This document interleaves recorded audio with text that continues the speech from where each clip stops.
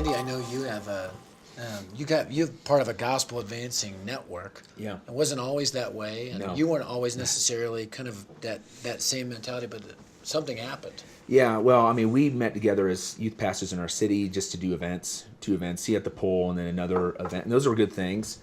But we always talked about, hey, let's do something more together. And we never did until tragedy struck. It's a couple suicides in a school. I remember driving home one day after school. Driving home after being in the office, and it was after school. And I was driving to my home, and I remember seeing a stretcher out in the front yard of one of my neighbors. I'm like, oh, that's weird. Maybe an older gentleman had a heart attack or whatever. What I didn't know was that a student that had been attending my group for 2 weeks lived in that house.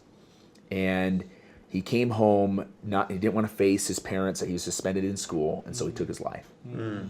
And I drove by that house, and what rocked me was, number one, I didn't know he was my neighbor. Okay. And now my neighbor's dead, who happened to be one of my new students. And so we brought this back to our group, just shaken. We called the pastors in town, and we were shaken and said, hey, you know when we talked about we need to start praying? That's today. And so we started praying every Thursday, every week. No agenda except just to pray and to cry out for our city and that people would come to know Christ. And it started like at that funeral, like you said, when kids show up to kids' funerals, start giving the gospel. We saw people place their faith in Christ right there at that funeral. But really, it reorientated just everything that we did as a city, and it caused a tragedy, caused a group of pastors to really reassess what's really going on here. Because I mean, to go back to what we were saying, just our group that is huge, that's the big group, that's the winner, right? Well, when we start really looking and peeling and open up the hood and saying, okay, what's really going on here? Are we seeing new conversion growth? Are we seeing kids go from one youth group to the other? And we really started looking at it. We're like, hey, wait a minute. That kid goes to your youth group? We called one kid triple dip because he would not only double dip youth groups, he would triple dip.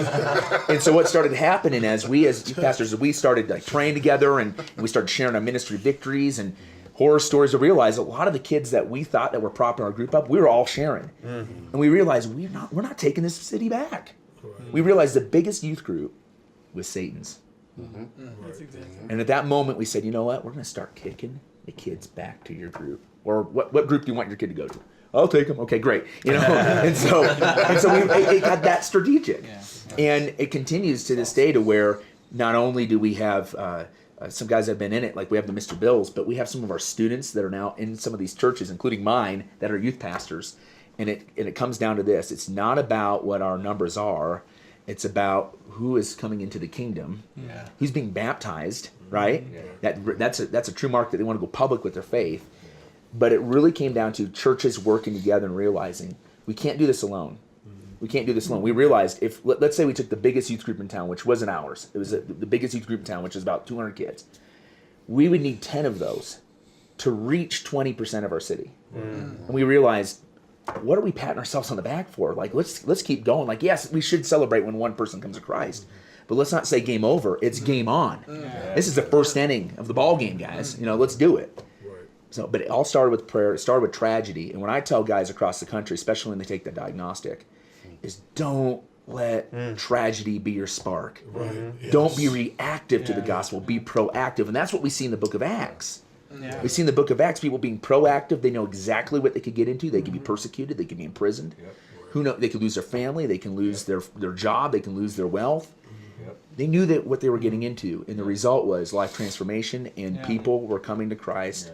They were placing their faith and trust in Christ every single moment they were meeting. So here's what I'm hearing around the table. This is not rocket science. This is not brain surgery. We're ripping off Acts. We're ripping the book of Acts off. And Luke's not around to sue us. Yeah, that's right. Give us a subpoena. And he was a doctor, so he'd have the money to sue us, right? Yeah. So, I mean, and these youth leaders that get it, the youth leaders in your network that got it.